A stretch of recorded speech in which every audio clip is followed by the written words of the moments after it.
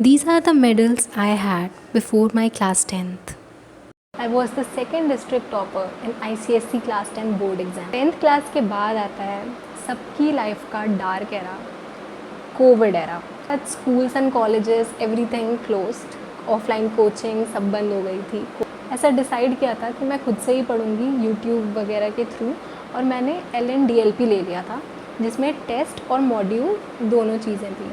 अब क्योंकि सारी चीज़ें बंद थी तो टेस्ट भी हमारे ऑफलाइन की जगह ऑनलाइन ही हो रहे थे, जो LNDLP के टेस्ट थे. अब जो मेरा पहला टेस्ट था जब मैंने LNDLP लिया था तो वो रोटेशनल मोशन वाले सिलेबस से स्टार्ट था, ठीक है. और रोटेशनल मोशन इज़ लाइक, मैंने बस वेक्टर्स पढ़ा था और यूनिट एंड डायमेंशन और काइनेमेटिक शायद बस स्टार्ट किया था या 1D मोशन कर लिया था. बट मैंने ऐसा सोचा कि नहीं, अब तो टेस्ट सिलेबस के अकॉर्डिंग चलना है, ठीक है. मतलब गलती नंबर 1 ये थी कि मैं सीरीज़ में नहीं, खास करके फिज़िक्स लाइक वेक्टर्स के बाद चलो काइनेमेटिक्स, उसके बाद रोटेशनल मोशन.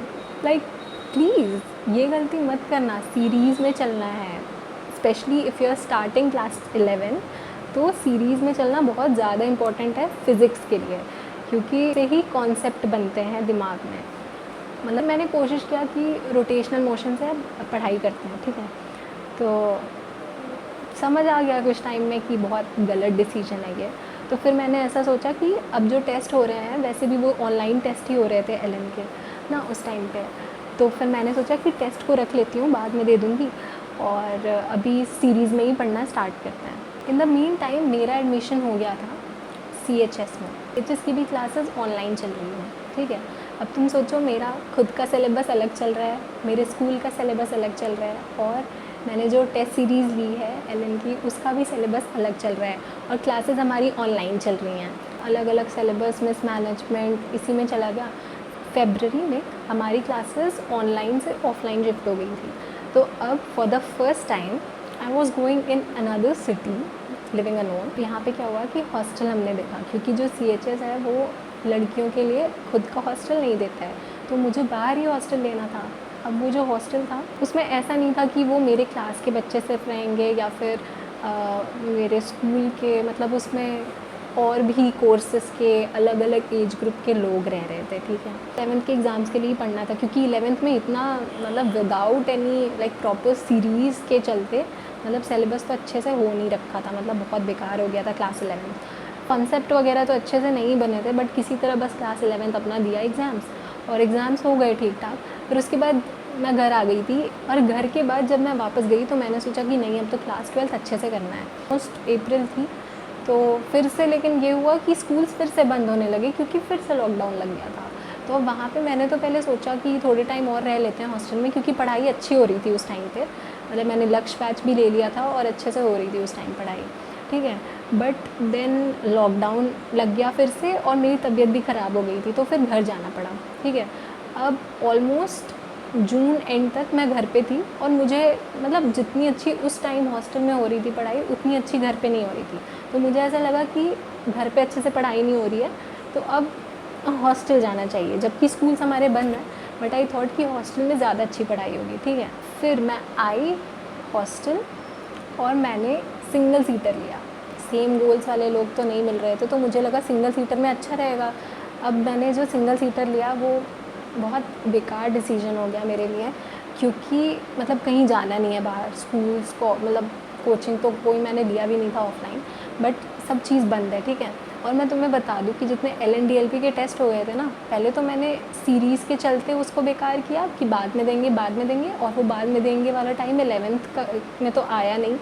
अब 12th में भी मेरी बहुत बड़ी गलती ये थी कि स्टार्टिंग में तो ऑनलाइन टेस्ट थे, बट जब ऑफलाइन हुए भी तो भी मैं ऑफलाइन टेस्ट ही नहीं दी, क्योंकि मुझे लगा बैकलॉग है और कुछ कंप्लीट नहीं है, कैसे दूँ. मतलब ये चीज़ मत करना प्लीज़. टेस्ट अगर तुमने लिया है ऑफलाइन तो उसे जाके दो, ये बहुत ज़्यादा इंपॉर्टेंट चीज़ है, ठीक है। बट एनीवेज, जो मैंने सिंगल सीटर रूम लिया था उसमें थोड़ा नेटवर्क इशू आता था, जिससे लाइव क्लास में बहुत इश्यूज़ रहता था, तो मैं उसको रिकॉर्डेड करना स्टार्ट कर दी। अब रिकॉर्डेड क्लासेस करने के चक्कर में मेरे बैकलॉग्स भी होने लगे थे, क्योंकि अब मैं जहाँ पे हॉस्टल, जो मेरा सिंगल सीटर रूम था, अब उसमें ऐसा तो बिल्कुल नहीं था कि मतलब किसी से भी बात ना हो, तो मेरे जो अगल बगल फ्लोर पे मेरे लोग रहने लगे थे, सेम एज के लोग नहीं और इवन सेम गोल्स के भी लोग नहीं, तो ये बहुत बेकार हो गया था। फिर मेरा हॉस्टल में कांटेक्ट हो गया था लोगों से, और हॉस्टल लाइफ चल रही थी, थोड़ा बहुत मैं पढ़ती थी, बट बैकलॉग्स हो जा रहे थे उसके बीच, मतलब बहुत मिसमैनेजमेंट हो गया। फिर से अब क्लास हमारी खुल गई, और इसके बीच में मेरी स्कूल की ऑनलाइन क्लासेस भी चल रही थी। फिर अब एक्चुअली हमारा जो क्लास 12 था वो 22 वाला बैच था, और उसमें कोविड की वजह से टर्म 1 और टर्म 2 में एग्ज़ाम्स हुए थे, ठीक है। तो अब दिसंबर में हमारा टर्म 1 एग्ज़ाम था, धीरे धीरे करते दिसंबर आने वाला था, और टर्म 1 एग्ज़ाम के लिए पढ़ना पड़ा, उसका प्री बोर्ड्स, उसके प्रैक्टिकल्स, फाइल्स, ये सब। उसके बाद जब मैंने टर्म 1 एग्ज़ाम दिया तो मुझे ये रियलाइज़ हुआ कि लक्ष्य बैच तो पीछे छूट ही चुकी है, मतलब अब कुछ करना पड़ेगा वरना हो नहीं पाएगा नहीं। फिर मैंने उम्मीद बैच देखा, ठीक है, जो 21 के लिए आई गेस उम्मीद बैच आई थी, लाइक वो प्योर गोल्ड है, पता है, बताती हूँ, भी आगे भी उसने मुझे बहुत हेल्प किया है। फिर टर्म 1 एग्ज़ाम्स के बाद मैं उम्मीद बैच से पढ़ने लगी थी, और मैंने धीरे धीरे 11th का सिलेबस स्टार्ट किया था, और ऑर्गेनिक केमिस्ट्री स्टार्ट किया था। मेरी एक्चुअली ना एक सीनियर से बात होती है, जिनका उसी साल लाइक 21 में नीट क्रैक हुआ था, और लाइक मैंने उनको बताया कि मैं उम्मीद बैच से पढ़ रही हूँ, ऐसे टिप्स वगैरह मांगी मैंने। तो फिर उन्होंने बोला कि यार देखो, उम्मीद बैच तो वन शॉट है, और मतलब उससे उतना सही बनेगा नहीं, मतलब देख लो बाकी तुम, ऐसे उन्होंने बोल दिया। मतलब मेरे क्वेश्चंस वगैरह लग रहे थे, डीपीपी वगैरह सब क्वेश्चन लग रहे थे, बट मुझे ऐसा लगा कि नहीं नहीं सही है ये, तो ये भी मैंने गलती कर दिया कि भाई देखो, तुम्हें लोग अपने एक्सपीरियंस से चीज़ बताते हैं, और देखो उन्होंने उम्मीद बैच लगाया भी नहीं था, तो उन्हें पता नहीं था कि एक्चुअली में उम्मीद बैच कितना अच्छा लेक्चर प्रोवाइड करता है। बट देन उन्होंने ऐसा बोला, फिर मेरे दिमाग में भी आ गया कि यार इनका तो नीट क्रैक हुआ है, ये बोल रही हैं तो सही बात होगी, फिर मैंने उम्मीद बैच को वहीं पर डिसकंटिन्यू कर दिया। अब फिर पता है हमारे, क्योंकि टर्म 2 एग्ज़ाम्स भी होने वाले थे, उसका भी प्री बोर्ड, उसमें भी क्लासेस जाना था, मतलब क्लास 12 भी चला गया, मैनेज नहीं हो पाया मुझसे। और तुम्हें भी ये चीज़ याद रखना है कि किसी की भी एडवाइस को पत्थर की लकीर मत बनाना। लोग चीज़ें अपनी एक्सपीरियंस से बताते हैं, और ज़रूरी नहीं है कि वो हमेशा सही है, ये चीज़ को याद रखना, ठीक है। अब देखो मेरा फिर टर्म 2 एग्ज़ाम ख़त्म हुआ, और मेरे बोर्ड्स में आ गए थे सही नंबर, 92.4% आ गए थे मेरे, क्योंकि मैंने जो यूट्यूब के वन शॉट्स लेक्चर है ना, मतलब उसको बहुत अच्छे से लगाया था। NEET is a competitive exam, NEET ऐसे नहीं हो सकता भाई, उसके लिए तुम्हें गाइडेंस चाहिए अच्छी, और मतलब अच्छे से प्रैक्टिस की ज़रूरत है, ठीक है। अब देखो मेरा जब क्लास 12th का एग्ज़ाम हुआ तो मैं घर आ गई थी, तो मैंने डिसाइड किया कि मैं एक ड्रॉप लूँगी। अब लेकिन जो इतने टाइम से, बचपन से मैंने टॉप किया था, उसके चलते मेरे दिमाग में इतना ज़्यादा ऐसी चीज़ें आती थी कि मैं ड्रॉप ले रही हूँ, और मतलब नीट नहीं निकल पाया ऐसे करके, ठीक है। और अभी देखने में ये चीज़ें बहुत छोटी लगती हैं, बट उस टाइम पे यही बहुत बड़ी चीज़ रहती थी, मतलब दिमाग में बहुत ऐसे रिग्रेट रहता था, और उस टाइम तो फिर भी कम था, अभी मैं बताती हूँ। उसके बाद मैंने यकीन बैच लिया, ठीक है, और यकीन बैच स्टार्टिंग में मैंने बहुत अच्छे से फॉलो किया, स्टार्टिंग से एक्चुअली मेरे लाइक स्टार्टिंग में तो ऐसे 670 मार्क्स तक भी जा रहे थे, ठीक है। बट उसके बाद धीरे धीरे, अब मैं बताती हूँ, मैंने ड्रॉप ईयर में अगेन कुछ लोगों की बात मान के कि एकदम आइसोलेशन में होना चाहिए, कॉम्पिटिटिव एग्ज़ाम में एकदम अंडरग्राउंड हो जाओ और सब चीज़ों से डिस्कनेक्ट कर दो। भाई मेरे पास कोई सोशल मीडिया नहीं था, इवन व्हाट्सएप भी नहीं था, फ़ोन था मेरे पास बट सोशल मीडिया नहीं था, ठीक है। मतलब जितने भी लोगों से मेरा कांटेक्ट था ड्रॉप ईयर में, मेरा किसी से भी कांटेक्ट नहीं था except this one girl, my friend, she was also preparing for NEET, और उसने एलन डिजिटल दिया था ऑनलाइन, और मैंने पीडब्ल्यू ऑनलाइन दिया था। अब तुम सोचो हम दोनों के सिलेबस भी अलग चल रहे हैं, ठीक है, बट हम दोनों एक दूसरे से कंपेयर कर रहे हैं, ठीक है। मतलब इसमें हुआ क्या ना, उसका ख़राब जा रहा है, मेरा भी ख़राब जाने लगा, मेरा ख़राब जा रहा है, उसका भी ख़राब जाने लगा, और and it became more of कि मतलब हम लोग आपस में रैंट कर रहे हैं। यार देखो, अगर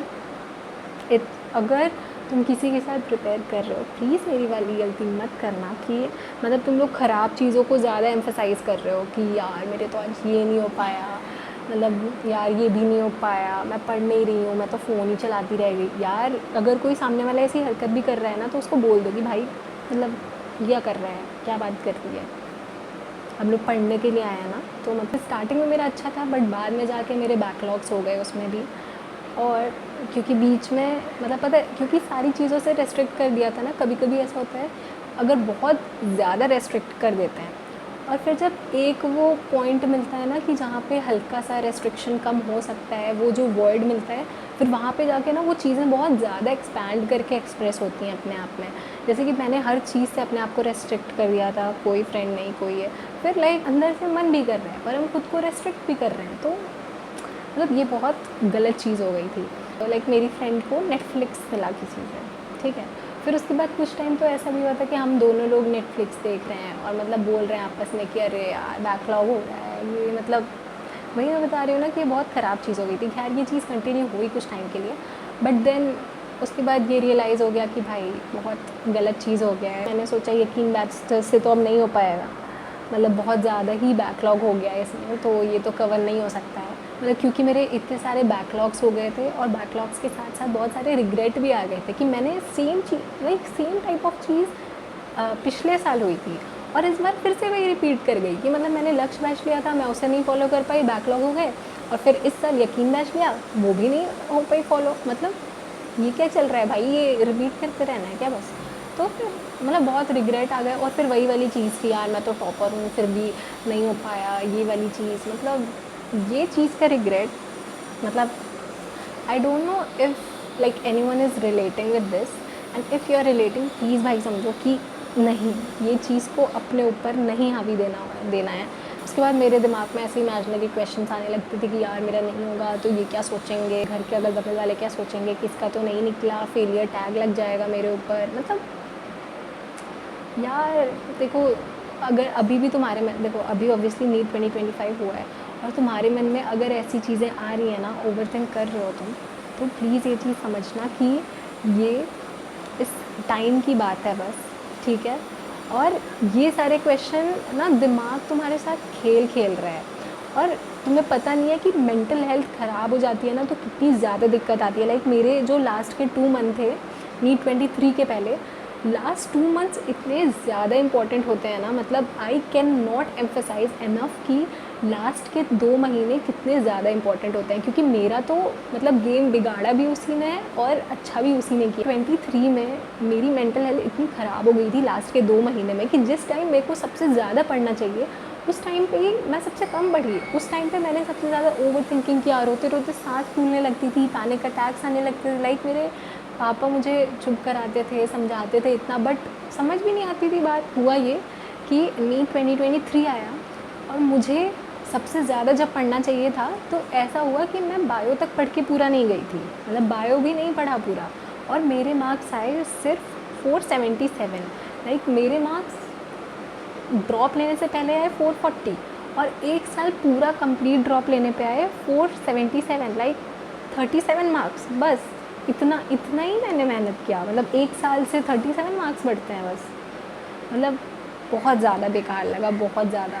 और ऑब्वियसली मतलब मेरे मम्मी पापा तो मेरी मेंटल हेल्थ देख के सोच लिए थे कि मतलब अब फिर से, मतलब उनके लिए तो यार तुम्हारी मेंटल हेल्थ ज़्यादा इंपॉर्टेंट है ना, वो ये थोड़ी सोचेंगे कि हमारा बच्चा नीट निकाल ले, अच्छा कर ले, मतलब उनके लिए तुम ज़्यादा इंपॉर्टेंट हो। तो वो लोग, मतलब मेरे मम्मी पापा का ऐसा था कि अब नीट के लिए नहीं करना है, कोई और कोर्स कर लो, क्योंकि मतलब NEET is taking your mental health which is not good at all.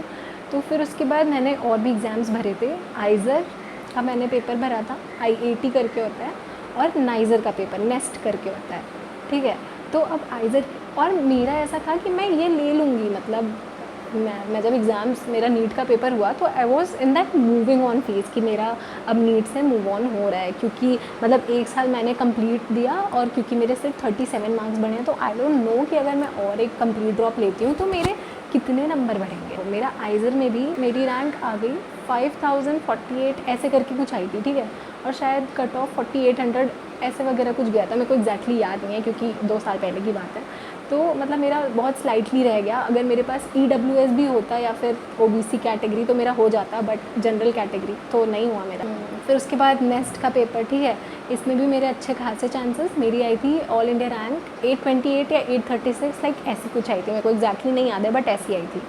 और एंड के राउंड्स तक मेरे को इनफैक्ट CBS मुंबई होता है, उसमें केमिस्ट्री में रिसर्च करने का ऑप्शन मिल रहा था। मतलब इन सब में क्या होता है कि इंटीग्रेटेड होता है बैचलर्स और मास्टर्स प्रोग्राम, ठीक है। और मतलब IISER NISER are so good for research, इसमें बहुत अच्छी अपॉर्चुनिटी है, लाइक फॉरेन पढ़ने के लिए फंडिंग भी देती है ये, तो मतलब बहुत अच्छे इंस्टीट्यूट्स हैं। इसके बारे में अच्छे से तुम देखना, अगर if you are someone who is considering कि अब नीट से तो मूव ऑन करना है, क्या करना चाहिए, ठीक है, तो प्लीज़ कंसिडर दिस, क्योंकि बहुत अच्छे करियर ऑप्शंस हैं ये। अब देखो, मेरा नाइजर में 8, मतलब मेरी अच्छी रैंक थी, सोचो 800 समथिंग मेरी रैंक आई, ठीक है, बट मेरे को मिला क्या, CBS मुंबई में केमिस्ट्री में रिसर्च, ठीक है। अब केमिस्ट्री में तो मुझसे रिसर्च नहीं हो पाएगा। अगर मेरे को बायो में मिला होता तो I would have gone into आइजर niger, ठीक है, बट मेरे को बायो में मिला नहीं रिसर्च। मैंने CUET UG का एग्ज़ाम दिया था। PHU में मेरे को एंड के राउंड में मिला है, क्योंकि मेरे को जूलॉजी ऑनर्स चाहिए था और उसका थोड़ा ऊपर जाता था, ठीक है, मतलब बाकी सारे तो मिल जाता था आराम से, बट जूलॉजी ऑनर्स का थोड़ा सा ऊपर जाता था।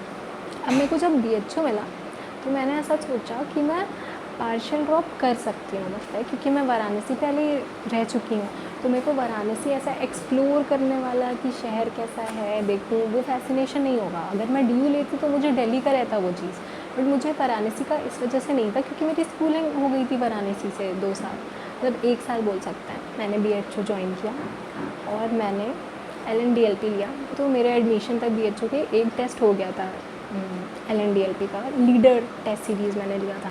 अब जो सेकंड टेस्ट का सिलेबस था, मैंने वहाँ से स्टार्ट किया LNDLP को फॉलो करना, ठीक है। और मेरा जो कॉलेज था, क्योंकि मेरा एडमिशन थोड़ा लेट में हुआ था, अब वहाँ का भी थोड़ा हो गई थी, मतलब टीचर स्टार्ट कर दिए थे पढ़ाना, तो उसमें भी थोड़ा बैकलॉग हो गया था। अब मेरे पास जो यकीन बैच मैंने लिया था ड्रॉप ईयर में, जो यकीन बैच थी वो मेरी वैलिड थी आगे तक, तो मैंने यकीन बैच के ही पुराने वीडियोस से अपना टेस्ट सिलेबस को मेन रख के, कि मतलब सिलेबस इसके टारगेट टेस्ट का सिलेबस था LNDLP का, और उसके अकॉर्डिंग मैंने सिलेबस कंप्लीट करने की सोचा। और जबकि जो मेरे LN के टेस्ट रहते थे, मतलब उसके नंबर मेरे अच्छे नहीं आते थे, मतलब मेरे मार्क्स 390s में भी गए हैं 2 बार, और हमेशा 400 में रहे हमेशा। मतलब वो लास्ट का जब फुल सिलेबस टेस्ट हुआ था मेरा, तब मेरा सिर्फ 531 गया था, जो कि हाईएस्ट मार्क्स था मेरा LN का, ठीक है। ये बहुत डिफ़िकल्ट रहता था मैनेज करना कॉलेज की क्लासेस के साथ टेस्ट सिलेबस, ठीक है। कॉलेज की क्लास के बाद I use to go to library, जो BHU की लाइब्रेरी है, और फिर वहाँ पे थोड़ी देर पढ़ के I use to come back, और फिर खाना खा के थोड़ा देर पढ़ा, फिर सुबह उठ के पढ़ा, बट कभी कभी सुबह उठ के नहीं भी हो पाता था। मतलब मेन मैंने ना अपने टेस्ट को रखा था कि मेरी जो DLP है उसको मैंने मेन रखा कि टेस्ट का सिलेबस फॉलो करना है, बट मेरे मार्क्स इसमें कम आते थे क्योंकि मेरे टेस्ट के सिलेबस हो नहीं पाते थे। मतलब उसके बाद मेरे मार्क्स ऐसे ही आए, मैंने ऐसे ही मतलब मैनेज किया। बीच में मिड सेमेस्टर होते थे, इवन फरवरी में मेरे सेम 1 एग्ज़ाम्स भी हुए थे, तो उसमें तो सेमेस्टर एग्ज़ाम्स में तो यार चला जाता था टाइम, मतलब क्योंकि स्टार्टिंग में तो मेरे को पता भी नहीं था कैसे मैनेज करना है, मतलब बिल्कुल आइडिया नहीं था। सेमेस्टर एग्ज़ाम्स के बाद हमारी थोड़े दिन की छुट्टियाँ भी हुई थी, फिर छुट्टियों के बाद मैं 1 दिन गई थी कॉलेज, और उसके बाद फिर मैं नहीं गई थी फिर कॉलेज में। उस टाइम पे मैंने रिस्क लिया था कि मतलब क्योंकि ऐसा था ना कि हमारा नीट एग्ज़ाम के बाद भी क्लासेस थी, तो मैंने सोचा कि नीट एग्ज़ाम के बाद क्लासेस चली जाऊँगी, रेगुलर चली जाऊँगी, मतलब कि जो एंड के 1-2 महीने का टाइम है उसको अच्छे से नीट को डिवोट करना पड़ेगा। अब देखो ऐसा था ना कि मैंने क्योंकि अपने फर्स्ट ड्रॉप ईयर में लास्ट के 2 महीने में anxiety, panic attacks, over thinking, ये सब चीज़ें देख लिया था, और इनका वर्स्ट केस सिनेरियो देख लिया था एकदम कि क्या हो सकता है। जैसे मैंने इस बार ये तो सोचा था कि कुछ भी हो जाए ये चीज़ को तो आने ही नहीं देना है दिमाग में, कि मतलब नहीं होगा तो क्या करेंगे ये वो। और एक तो मेरे पास क्योंकि थोड़ा पार्शियल ड्रॉप था, तो मेरे मन में ये चीज़ बहुत ज़्यादा नहीं आती, मतलब आती थी ऑब्वियसली, बट बहुत ज़्यादा नहीं आती थी कि ये क्या सोचेंगे वो क्या सोचेंगे, क्योंकि भाई नहीं हुआ नीट में ही तो वर्स्ट केस सिनेरियो हो ही गया था पिछले साल। मैंने लास्ट के 2 मंथ्स में जो मेरा एकदम गेम चेंजर चीज़ थी वो थी एक उत्थान बैच, दूसरे शॉर्ट नोट्स। मतलब देखो, मैं उत्थान बैच देखती थी जो पीडब्ल्यू की यूट्यूब पे है, ठीक है, रिवाइज़ करने के लिए। वैसे तो मेरा सिलेबस हुआ नहीं था, बीच में बहुत सारे बचते थे क्योंकि एलएनडीएलपी के जो मेरा टेस्ट सिलेबस था वो मेरा कंप्लीट नहीं हो पाता था, तो मेरे उसमें भी बच जाती थी चीज़ें। तो मतलब बीच-बीच में मैं कोशिश करती थी करने की, बट नहीं हो पाता था। मतलब मैं क्लासेस के साथ फुल लेक्चर्स नहीं कर पाती थी यकीन बैच के। तो मैंने एमआर सर के क्रैश कोर्स के लेक्चर्स, वो ऑब्वियसली सबको पता है कहाँ से मिल जाएंगे, सारे लेक्चर्स मिल जाते हैं, यू नो राइट, पीजी, तो मिल जाते हैं सारे लेक्चर, सब चीज़ मिल जाता है। तो जो एंड में गेम चेंजर मैं बता रही हूँ, उत्थान बैच जो थी वो इतना अच्छा एमआर सर ने रिवाइज़ कराया था उसमें कि मैं जब वो जब एक्सप्लेन करते थे ना, तो मैं एक वाइट पेज लेती थी A4 साइज़ और मैं शॉर्ट नोट्स बना लेती थी। मतलब ऐसे बीच से लाइन खींच के ऐसे शॉर्ट नोट्स बना लेती थी उसको, ठीक है। मतलब उनके रिवीजन या समरी को ही मैं शॉर्ट नोट्स में कन्वर्ट कर देती थी। एंड ट्रस्ट में वो बहुत अच्छा, अगर तुम्हें भी शॉर्ट नोट्स बनाना है शॉर्ट टाइम में, माइंड मैप लेक्चर्स उठाओ या फिर जो समरी या रिवीजन लेक्चर्स होते हैं, जैसे उत्थान बैच भी चल जाएगा, मतलब उसको उठाओ और जैसे जैसे वो पढ़ा रहे हैं वैसे वैसे एक A4 शीट लो और शॉर्ट नोट्स बना लो। बहुत अच्छा रहता है, बहुत अच्छा। मतलब मेरा तो गेम चेंज एक उत्थान बैच ने किया है और दूसरा शॉर्ट नोट्स ने किया है। 400 पे मार्क्स आते थे मेरे, एलएन का सिलेबस भी नहीं कंप्लीट होता था। ये जो मेरे 531 आए हैं वो भी सेकंड लास्ट टेस्ट में आए हैं। मतलब लाइक तुम समझ लो अप्रैल का के 3rd वीक में मेरे 531 टच किए थे, और वो किए भी इस वजह से क्योंकि मैंने उत्थान बैच अच्छे से लगाया फिज़िक्स के लिए, ऑर्गेनिक केमिस्ट्री के लिए, इवन फिजिकल केमिस्ट्री के लिए, बायो के लिए मैंने स्टार्टिंग में लगाया था, बट फिर मैंने नहीं लगाया था। नीट 2024 में जब मैं दे के आई थी पेपर, तो मेरे 623 बन रहे थे, ठीक है। आई वॉज़ वेरी हैप्पी कि मेरा हो जाएगा। बट देन जब OMR आया तो मैंने कैलकुलेट किया और मेरे 609 बन रहे थे। मेरे को ये था कि यार कॉलेजेस बढ़ रहे हैं तो चांस है, थोड़ा सा मिलने का चांस है, एंड के राउंड तक, स्ट्रे वैकेंसी राउंड तक हो सकता है मिल जाए, ठीक। जब रिज़ल्ट आया नीट का तो 609 नंबर पे रैंक बनी थी 70,000। भाई साहब, मतलब 70,000 रैंक एट 609 मार्क्स। मतलब ये क्या हो गया था, समझ ही नहीं आया। मतलब मेरे को तो बिल्कुल समझ ही नहीं आ रहा था ये क्या हो गया है। मतलब मेरे समर वेकेशंस हो गए थे जून वाले टाइम पे, तो मैं घर आ गई थी। फिर कुछ टाइम पता चला कि अच्छा स्कैम है, तो फिर से रीनीट हो सकता है। फिर से मैं थोड़ा रीनीट के लिए पढ़ने का स्टार्ट कर दी थी, बट फिर लगा कि नहीं, कोर्ट, मतलब उस टाइम क्या हो रहा था, कोर्ट क्या डिसीजन ले रहा था, क्या हो रहा था। मतलब मेरा जुलाई में सेमेस्टर 2 के एग्ज़ाम्स थे कॉलेज के। अब हमारा कॉलेज खुल गया था तो मैं आ गई थी सेमेस्टर 2 एग्ज़ाम्स, तो मैंने मतलब वेब सीरीज़ वगैरह देखते हुए दिया था क्योंकि मेरे दिमाग को ब्रेक मिल ही नहीं पाया था। 24 का पेपर हुआ तो मैं क्लास जाने लगी। क्लास जाने के बाद रीनीट वाला सीन हो गया, और रीनीट वाले सीन के बाद मेरे सेमेस्टर एग्ज़ाम आ गए। मतलब मेरे को बिल्कुल ब्रेक नहीं मिला था। तो सेमेस्टर 2 एग्ज़ाम्स में तो मैंने मतलब मूवीज़ वगैरह भी देखा था, बट नीट वाला कुछ उस टाइम नहीं रखा था। उस टाइम तक पता चल गया था कि रीनीट नहीं होगा, फाइनली ऐसा ही होना है। फिर मैंने अपने आप को थोड़ा ब्रेक दिया, एग्ज़ाम से अच्छे से एक्सप्लोर किया था कि क्या क्या अपॉर्चुनिटीज़ हैं फ्यूचर, क्योंकि मेरा ऐसा था कि पार्शियल ड्रॉप 1 ही साल का लेना है, उसके बाद अगर नहीं हुआ तो मैं प्रॉपर बीएससी में चली जाऊँगी, अच्छे से साइंस वाली स्ट्रीम को आगे परस्यू करना है, ठीक है, मास्टर्स में। और तो मैंने प्रॉपर अच्छे से एक्सप्लोर किया, ढूंढा कि क्या क्या अपॉर्चुनिटीज़ हैं। तो मतलब मुझे ऐसा लगा कि यार देखो, जितने भी मुझे एग्ज़ाम्स देने हैं वो सारे मुझे 3rd ईयर में देने हैं या उसके बाद देने हैं, मतलब ऐसे वाले एग्ज़ाम्स हैं ग्रेजुएशन के बाद। तो why not like give just one more try of NEET, एकदम डिटैच्ड होके, और मतलब बिना किसी एक्सपेक्टेशन के। क्योंकि यार नीट 25 के लिए जो लोग प्रिपेयर कर रहे थे ना, तो उनके मन में बहुत सारे डाउट्स थे क्योंकि नीट 24 वाला स्कैम हो गया था और वो क्या ही हुआ था। मतलब फिर उसके बाद मैंने थोड़ा टाइम दिया खुद को, और फिर मैंने फिर से लीडर टेस्ट सीरीज़ लिया एलएन का। और इस बार तो मतलब क्योंकि मुझे लास्ट ईयर पता चल गया था कि मेरे क्लासेस के साथ मेरे डिटेल लेक्चर्स नहीं हो पाएंगे, इस वजह से मैंने स्टार्टिंग से ही हमारे सर की क्रैश कोर्स वाली जो लेक्चर्स थे उसको फॉलो किया था। फिर एमआर सर के क्रैश कोर्स वाले लेक्चर फिज़िक्स के लिए और मोस्टली वन शॉट्स उम्मीद के मैंने फॉलो किए थे अपनी केमिस्ट्री के लिए। और बायो में मैंने उतने लेक्चर्स देखे नहीं, तो बायो मैंने खुद से पढ़ा था। और क्वेश्चंस के लिए डीपीपीज़ मैंने किया था। प्रीवियस ईयर क्वेश्चन बहुत ज़्यादा इंपॉर्टेंट है, प्लीज़ करते रहना हर चैप्टर के बाद अगर तुम ये नहीं करते हो, क्योंकि ये भी बहुत ज़्यादा बड़ा गेम चेंजर होता है प्रीवियस ईयर क्वेश्चन। दैन उसके बाद ऐसे करते करते क्लास भी मैनेज करते करते मेरे वही आ गया लास्ट वाला टाइम। मतलब हमारे सेमेस्टर 3 के एग्ज़ाम्स तो दिसंबर में हो गए थे, उसके बाद विंटर वेकेशन हो गया था। उसके बाद मैं क्लासेस गई थी, मैं प्रॉपर गई थी, 2-2.5 महीने में अच्छे से क्लासेस गई थी क्योंकि अटेंडेंस भी मेंटेन करना रहता है। फिर से जो मेरा गेम चेंजर लास्ट के 2 महीने थे, इस बार मैंने इन 2 महीने को अच्छे से यूटिलाइज़ किया था टेस्ट लिखने के लिए। यस, मतलब मैंने आई गेस लास्ट के 1.5 महीने ऐसा कर दिया था कि मैं मतलब पहले तो स्टार्टिंग में मैं अल्टरनेट डेज टेस्ट दे रही थी, बट उसके बाद तो मैं डेली टेस्ट देने लगी थी। मतलब ऐसा हो गया था कि एक दिन कोई मॉक टेस्ट, अगले दिन कोई प्रीवियस ईयर पेपर, ऐसा। मतलब टेस्ट बहुत बड़ा गेम चेंजर है। मतलब लास्ट टाइम क्योंकि मैंने मतलब ऐसे भी टेस्ट दिए थे जो टफ़ थे, हालांकि NEET was the toughest mock test I gave. Toughest क्योंकि उस टाइम ऐसे सिनारियोज़ भी हो गए थे कि भाई वो तुम्हारा एक्चुअल नीट का पेपर है, तो नीट का पेपर अगर ऐसा आ जाए तो मतलब वो ऐसा फिर अंदर से भी लगने लगता है कि काफ़ी टफ़ पेपर था ये। और नीट वाले दिन भी बहुत चीज़ें हुई थी जो कि एक्चुअली किसी और वीडियो में कवर करेंगे क्योंकि वो एक अलग टॉपिक है।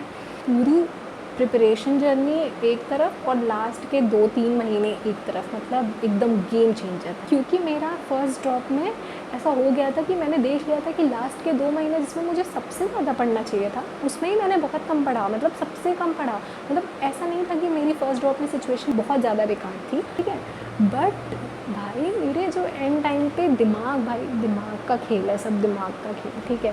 तो मैंने ये एकदम गांठ बांध के रखा था कि लास्ट के महीने तो ख़राब नहीं करने हैं, ठीक है, क्योंकि लास्ट के महीने बहुत ज़्यादा इंपॉर्टेंट होता है। बट देन मैं नीट का पेपर दी, नीट 25, और रोते हुए एग्ज़ाम हॉल से बाहर आई थी और मैंने अपने मम्मी पापा को बोल दिया था कि उम्मीद मत रखिएगा, नहीं होगा मेरा, ठीक है। मतलब मुझे बिल्कुल उम्मीद नहीं थी कि मेरा हो जाएगा, मैं एकदम सच बता रही हूँ। मैं किसी वीडियो में दिखाऊंगी अपने मतलब मैसेजेस जो मैंने अपने सारे दोस्तों को भेजे थे जिन्होंने भी पूछा था कैसा हो पेपर। लाइक मैं बहुत बिलीव करती हूँ कि अपने मुंह से नेगेटिव चीज़ें नहीं निकालनी चाहिए, ठीक है, बट मैंने उस दिन बहुत ज़्यादा नेगेटिव चीज़ें निकाली थी कि मेरा नहीं होगा, डॉक्टर बनना किस्मत में नहीं लिखा है और हो गया बस, अब तो बीएससी करना है। मतलब you won't believe when I was filling the OMR, मतलब एंड वाले टाइम पे, मतलब I was used to do paper in rounds, okay. तो एंड वाले टाइम पे जब मैं डॉट्स को बबल कर रही थी ना, तो मेरे मन में ये चल रहा था कि मुझे अब फिर से बीएससी में जाना पड़ेगा। मेरे क्लासमेट्स की शक्ल मेरे दिमाग पे आ रही थी कि ये सब फिर से पूछेंगे, नहीं हुआ ये वो। बस crying after coming from the exam hall. But इस बार क्योंकि मुझे नहीं पता था ना कि सबका ही पेपर बेकार गया है, मतलब मुझे तो लग रहा था कि मेरे बहुत कम नंबर आएंगे, पिछले बार जितने भी नहीं आएंगे, तो मेरा तो अब होने से रहा। बट जब बाहर जाके मुझे पता चला कि भाई पेपर सच में काफ़ी टफ आ गया है, और भाई कट ऑफ सोचो, कट ऑफ 522 वगैरह इस बार जा रही है ना, तो मतलब यार बस हो गया। And this was my new journey. I hope कि you have learn not something many things from my journey because I have done so many mistakes। मतलब मिस्टेक्स पे तो एक अलग ही वीडियो बनाना चाहिए कि बहुत ज़्यादा मिस्टेक्स हो गई। That was it for today. बिल्कुल ही नीट रिजल्ट से हताश मत होना, अपने लिए सोचो कौन सी चीज़ बेस्ट है, अपने से पूछो, किसी और से मत पूछो ज़्यादा, क्योंकि खुद क्या लग रहा है वो चीज़ ज़्यादा इंपॉर्टेंट है। अगर तुम मेरे वीडियो से भी सोचते हो ना कि मुझे पार्शियल ड्रॉप लेना चाहिए, बट अंदर से तुम्हारा मन नहीं है नीट का देने के लिए, तो मतलब यू विल बी लाइक तुम पार्शियल ड्रॉप ले भी रहे हो बट नीट का पढ़ भी नहीं रहे हो, तो मतलब बहुत अजीब चीज़ हो जाएगा। इसलिए अपने मन से पूछो। अभी अगर तुमने ब्रेक लिया है, चीज़ें फिगर आउट करो, खुद से क्वेश्चंस पूछो क्या करना चाहिए। बाकी पार्शियल ड्रॉप के बारे में आई विल टेल यू, और मैंने कैसे मैनेज किया I will tell you. Till then stay tuned, bye bye, take care.